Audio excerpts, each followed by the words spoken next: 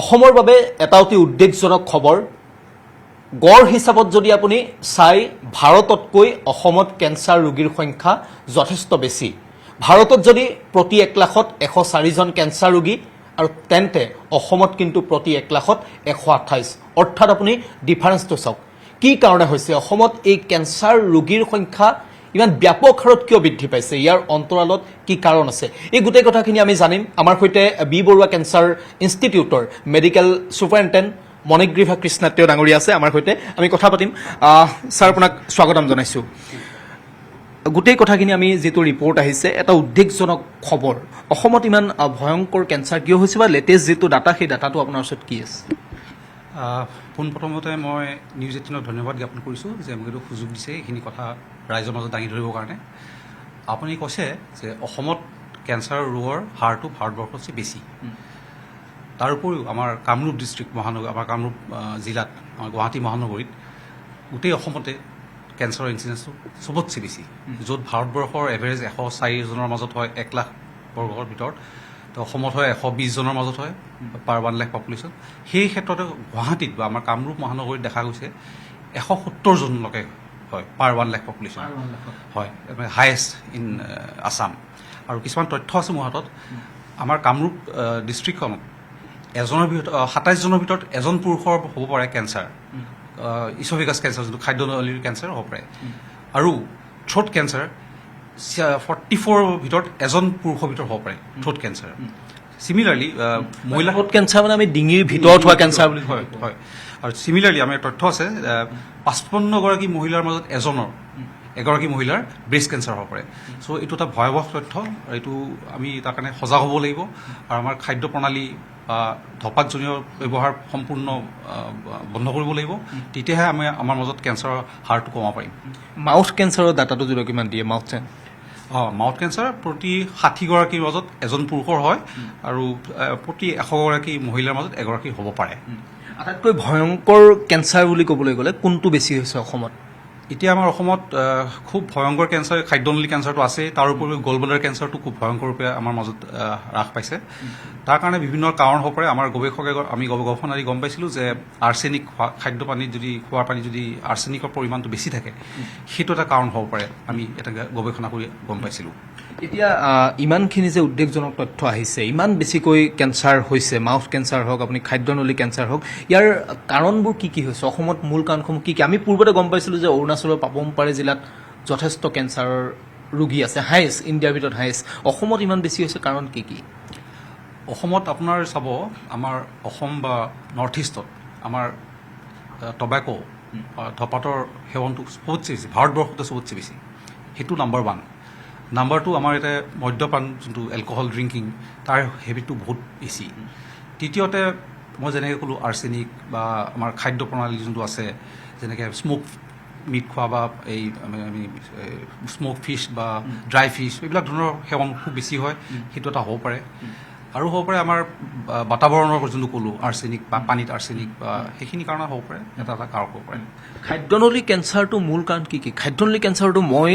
বহুত মানুহ লগ পাইছোঁ এতিয়া খাদ্যনলী কেঞ্চাৰ মেক্সিমাম মানুহৰ হৈছে সেই তাতে গৈ পেলাই আমি ঘূৰি গৈ এটাই আহোঁ মানে ধপাতটো আমি দেখোঁ যে ধপাত আৰু বিশেষকৈ আমাৰ অসমত এটা হেৰি আছে সেইটো হ'ল তামোল পাণ লগত চূণ মিহলাই খোৱা চ' সেইবিলাক মিলি পেলাই এটা ভয়াৱহ কাৰক এটা সৃষ্টি কৰিছে খাদ্যনলী কেঞ্চাৰৰ কাৰণে আৰু এটা কথা মই দেখা পাইছোঁ মই কথাটো আপোনাৰ পৰা ক্লিয়াৰ হ'ব বিচাৰিম কেইবাখনো গাঁৱত মই দেখা পাইছোঁ যে বহুত বয়সস্থ মানুহৰ খাদ্যনলী কেঞ্চাৰ হৈছে বা ডিঙিৰ ভিতৰৰ যিটো কেঞ্চাৰ সেই কেঞ্চাৰটো ধৰা পৰিছে কিন্তু প্ৰথম অৱস্থাত তেওঁলোকে কয় যে মাছ খাওঁতে তেওঁলোকৰ কাঁইটডাল লাগিছিল ডিঙিত আচলতে কাৰণটো কি তাৰমানে কেঞ্চাৰ মানে গ্ৰোথ য'ত পাইপডাল ফুড পাইপ যোনটো ইছ'ফেগাছ বুলি কয় যোনডাল বা খাদ্যনলী তাত এটা গ্ৰোথ হ'ব গ্ৰোথটো হয় প্ৰথমতে খোৱাখিনি গৈ থাকিব প্ৰথমতে অলপ ধুনীয়াকৈ ছলিড ফুড বা আহাৰখিনি খাওঁতে প্ৰব্লেম নহয় পিছলৈ গৈ পেলাই যেতিয়া মাছৰ কাঁইট বা এনেকুৱা ধৰণৰ বস্তুকেইটা যদি শ্লিপ হৈ যায় সি গৈ পেলাই খোচে গৈ পেলাই তাতে সেই গ্ৰোথটোত খোজে তেতিয়া মানে অনুভৱ কৰে যে তেওঁৰ মাছে কাঁইট লগাৰ কাৰণে হোৱা বুলি ভাবে কিন্তু একচুৱেলি নহয় এইটো গ্ৰোথটোত গৈ পেলাই মাছৰ কাঁইটডাল যেতিয়া ফচে গৈ পেলাই তেতিয়া গৈ পেলাই মানুহে অনুভৱ কৰে যে তাতে কিবা এটা মাছৰ কাঁইট ফচি আছে কিন্তু এইটো মানে মাছৰ কাঁইটৰ কাৰণে কেঞ্চাৰটো হোৱা নাই মাছৰ কাঁইটৰ কাৰণে কেঞ্চাৰ হোৱা নাই কেঞ্চাৰটোৰ কাৰণে মাছৰ কাঁইটডাল ফচিছিলে তাতে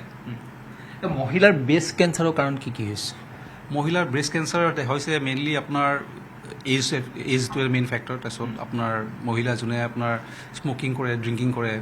আৰু লাইফষ্টাইল হেবিটছ আৰু খুব চেডেণ্টাৰী লাইফষ্টাইল, মানে বহি বহি কাম কৰিব লগা হয়।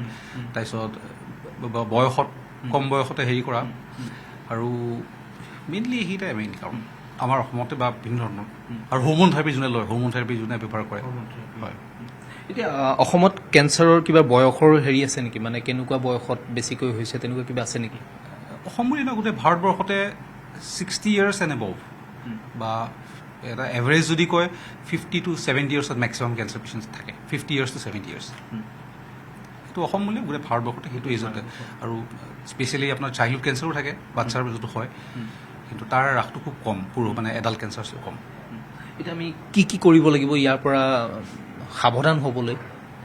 সাৱধান হ'বৰ কাৰণে আপুনি যদি কৰ্কট ৰোগৰ পৰা সাৱধান হ'ব বিচাৰে, আপুনি বহুতকেইটা বেলেগ বেলেগ ৰোগৰ পৰা আপুনি একেলগে সাৱধান হ'ব পাৰিব, যেনেকৈ হাৰ্ট ডিজিজ, ডায়েবেটিছ। চ' এই গোটেইখিনি নন কমিউনিকেবল ডিজিজৰ ভিতৰত পৰে। আৰু আমি যদি কৰ্কট ৰোগ বা কেঞ্চাৰৰ কাৰণে কিবা প্ৰিভেনশ্যন লওঁ, তাৰ ফলস্বৰূপে তাৰ লাভাৰ্থত আপোনাৰ হাৰ্ট ডিজিজ, ডায়েবেটিছৰো আপুনি কিছুমান প্ৰিভেনশ্যন কৰিব পাৰে, যেনেকৈ হেল্ডি থকা, এক্সাৰচাইজ কৰা, আৰু খুব হেল্ডি ডায়েট লোৱা, যেনেকৈ তাতে খাদ্যত আপোনাৰ ভেজিটেবলছ বেছি থাকে, ফ্ৰুটছ বেছি থাকে, ফেটছ কম থাকে, আৰু ফাইবাৰ বেছি থাকে, আৰু এক্সাৰচাইজটো ক'লোৱেই, যেনেকৈ ৰেগুলাৰ এক্সাৰচাইজ কৰা, আৰু অফক'ৰ্ছ এভইডিং স্মকিং, এলকহল। চ' এই গোটেইখিনি যদি আমি কৰিব পাৰোঁ, আপুনি কৰ্কট ৰোগৰ পৰা হাৰ নহয়, আপুনি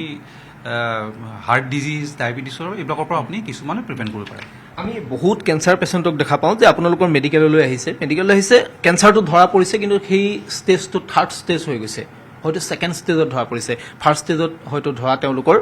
নপৰে বা তেওঁলোকে গমেই নাপায়, ঘৰতে থাকে। এতিয়া মোক আপুনি এটা কথা বুজাই দিয়ক যে খাদ্যনলী কেঞ্চাৰ বা ডিঙিৰ ভিতৰত হোৱা যিটো কেঞ্চাৰ, মহিলাৰ ব্ৰেষ্ট কেঞ্চাৰ আৰু মাউথ কেঞ্চাৰটো, এই কেঞ্চাৰকেইটাৰ প্ৰাইমেৰী যিটো চিমটম, সেই চিমটমটো কি হয়?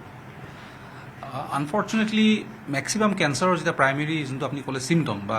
প্ৰথম অৱস্থাত ধৰা পৰা তেনেকুৱা চিমটমবিলাক খুব মানে আমি কওঁ যে ইনকুৱাছ হয়, তাৰমানে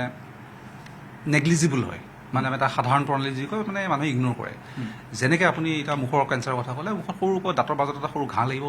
সেই ঘাঁটোৰ বিষ নাথাকে, মানুহজনে গম পায় দাঁতটো ঢিলা হৈছে বা দাঁতৰ ওচৰত সৰু ঘাঁ এটা লাগিছে, স্পট এটা হৈছে, কিন্তু বিষ যিহেতু নাই, তেওঁ ডক্টৰৰ ওচৰত নাযায়।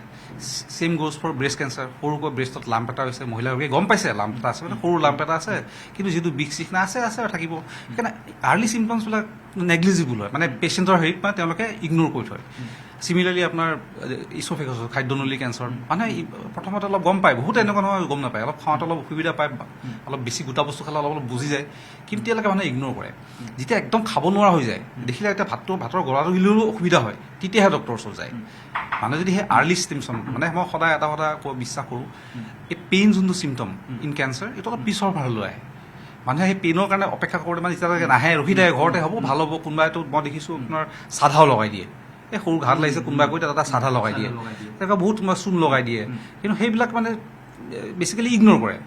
মই এটাই ৰাইজৰ পৰা আহ্বান কৰিম যে যিকোনো সৰু সৰু চিমটম, মুখৰ ভিতৰতে হওক বা ব্ৰেষ্টতে হওক বা খাদ্যনলীতে হওক, কিবা সৰু চিমটম পালোঁ ইমিডিয়েটলি আপোনাকে এজন